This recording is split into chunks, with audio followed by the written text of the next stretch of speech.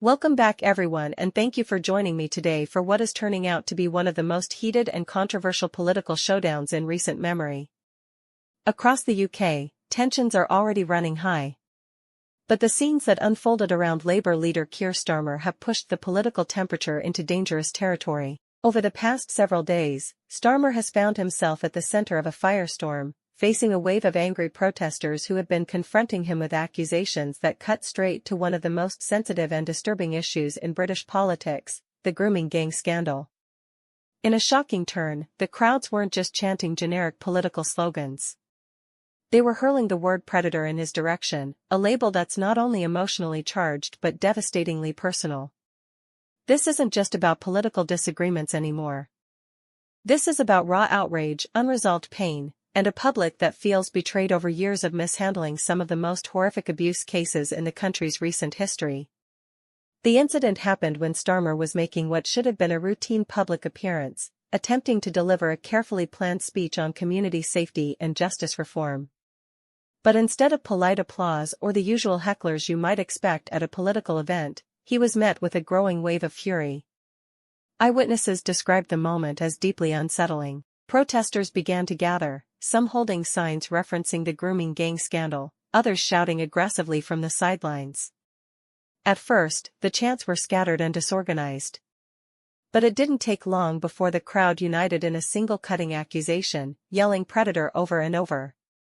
Starmer, who served as Director of Public Prosecutions between 2008 and 2013, is no stranger to criticism over his role during that period. For years, survivors and campaigners have accused the authorities of failing to take decisive action against grooming gangs operating in towns like Rotherham, Rochdale, and Telford, allowing horrific abuse to continue unchecked. And now it seems that pent-up anger is boiling over into direct personal confrontation. For Starmer, the optics could not be worse. He's built much of his public image around being a man of law and justice, someone who claims to fight for victims and uphold accountability. But in the eyes of these protesters, his past record tells a very different story. Some in the crowd shouted that he had blood on his hands, accusing him of protecting institutional failures rather than dismantling them. There were signs with damning slogans, and at least one survivor's family member was reported to have been among the demonstrators, visibly shaken as they called for answers. But those words were drowned out by the raw, unfiltered rage of people who feel their lives and families were shattered by systemic failure. The scene has already gone viral on social media, with clips showing the Labour leader visibly flustered, his voice cracking slightly as he pushed through the heckling. It's not the polished, controlled image his campaign team wants to project.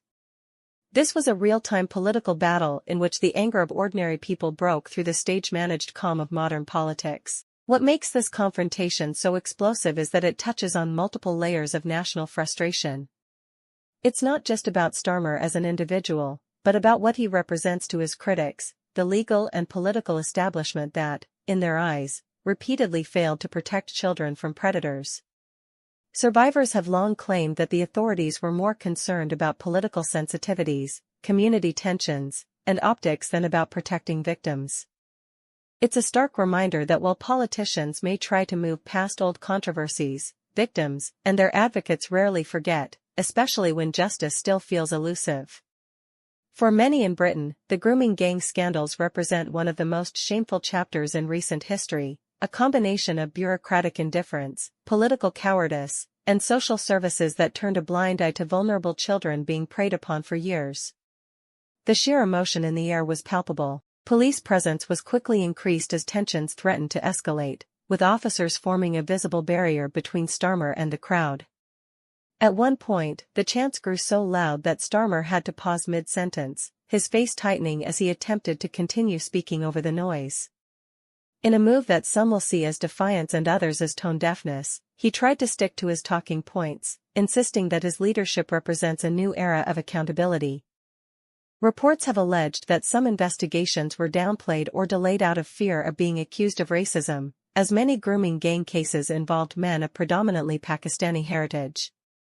Whether or not those fears were justified, the result was the same: countless children left at the mercy of abusers. And for people who lived through that nightmare, it doesn't matter how many speeches Starmer gives now, those decisions and failures are burned into their memories forever. The backlash also raises uncomfortable questions for the Labour Party. Starmer has tried to present Labour as the party of fairness and justice, but the grooming gang scandal has been a weapon for his political opponents, particularly those on the right. Figures like Nigel Farage and members of Reform UK have seized on the issue, accusing Labour, and by extension Starmer, of being complicit in cover-ups and inaction. Supporters, on the other hand, will likely argue that he is being unfairly singled out, that the failures were systemic and involved many people across multiple institutions. But in politics, perception often matters more than nuance, and right now, the perception is one of a leader under siege. It's also worth noting that this isn't the first time Starmer has been confronted over the grooming gangs issue. In past interviews, he's faced tough questions from journalists and campaigners, but those were controlled settings where he could carefully craft his responses. What happened here was different. This was uncontrolled, emotional, and public. There was no moderator to step in, no polite pause for rebuttal, just raw anger crashing against the polished surface of political messaging. And that's why it's resonating so strongly online. People are tired of politicians speaking in rehearsed sound bites. In this climate, every heckle, every shouted accusation plays into a narrative that undermines his credibility. And the protesters know it. That's why the label predator is so damaging.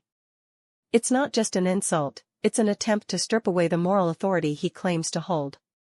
It's rare to see a political leader confronted so directly and so personally, but it's a reflection of just how deep the wounds from these scandals still run. Starmer's team has so far tried to frame the confrontation as an example of him facing the public and not shying away from tough conversations. In a brief statement afterwards, they insisted that he understands the anger and pain of victims and their families and that tackling exploitation remains a top priority under his leadership. But critics were quick to point out that talk is cheap when the record shows years of missed opportunities and unprosecuted cases. They want to see them held to account in real human moments. Whether you agree with the protesters' approach or not, they forced a moment of truth that cut through the usual political theater. In the end, this was about more than one man or one political party. It was about the deep, unresolved wounds left by one of the most horrific scandals in modern British history. It was about people demanding answers, demanding accountability, and refusing to let the issue fade into the background. Whether Starmer can truly address those demands remains to be seen, but one thing is clear, the anger isn't going away.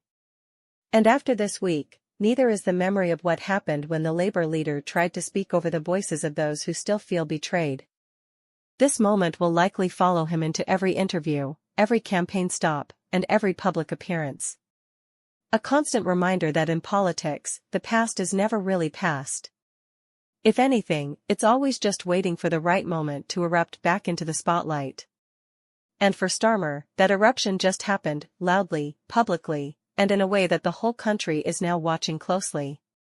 So stay tuned, because this story is far from over. And if you found this breakdown insightful and want to stay updated on the latest political shocks and controversies, make sure to like this video, subscribe to the channel, and hit that notification bell so you don't miss any of our future reports.